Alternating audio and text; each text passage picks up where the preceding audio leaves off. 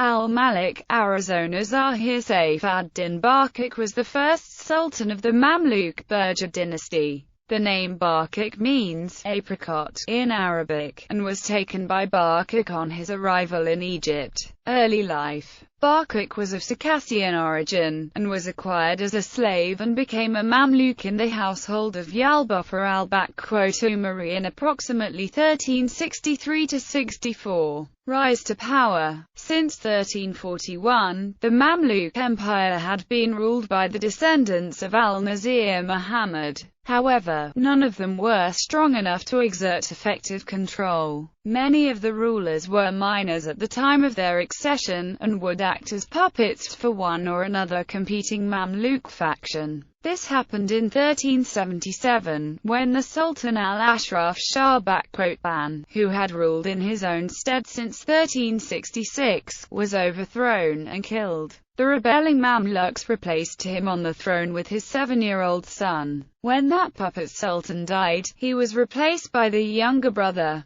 Barquq was a member of the faction behind the throne, serving in various powerful capacities in the court of the boy sultans. He consolidated his power until in November 1382 he was able to depose Sultan al-Saleh Haji and claim the sultanate for himself. He took the reign name al-Zahir, perhaps in imitation of the Sultan al-Zahir Baybar's first reign. Barquq placed many of his own family in positions of power to the detriment of fellow Mamluks, attempting to solidify his position. He sponsored the construction of the Madrasa Khanqa of Sultan Barquq in the center of Cairo. Completed in 1386, it was a pious foundation designed to serve as both a khanqa and a madrasa. It is one of the three dominant Islamic monuments clustered on the street Bain al-Qasrain in Fatimid Cairo. Although often called the Mausoleum of Barquq, only his daughter is buried there. Barquq ended the public holiday in Egypt celebrating the Coptic New Year Nowruz.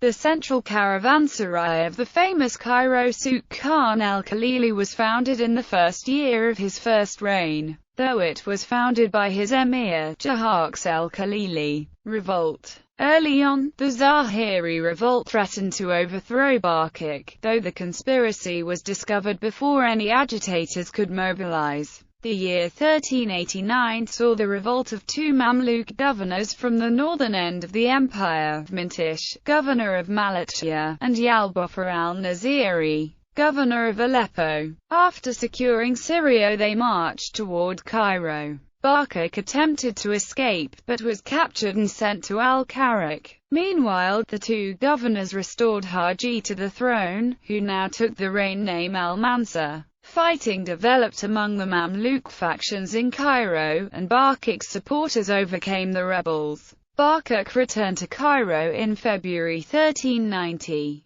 Second reign. During Barquq's second reign he succeeded in replacing almost all governors and senior officials with members of his own household. Barquq became an enemy of the Mongol warlord Timur after Timur's invasion of Baghdad, and his intention to invade Syria. After 1393, he joined an alliance with the Ottoman Empire, but Timur invaded and defeated the Mamluks at Damascus and sacked it along with Aleppo in 1399. Timur then invaded the Ottoman Empire and defeated them at Ankara, sacked it and captured the Ottoman Sultan Bayezid. Barquq died in June 1399 and was buried in Cairo's northern cemetery. He was succeeded by his son Nasir ad-Din Faraj.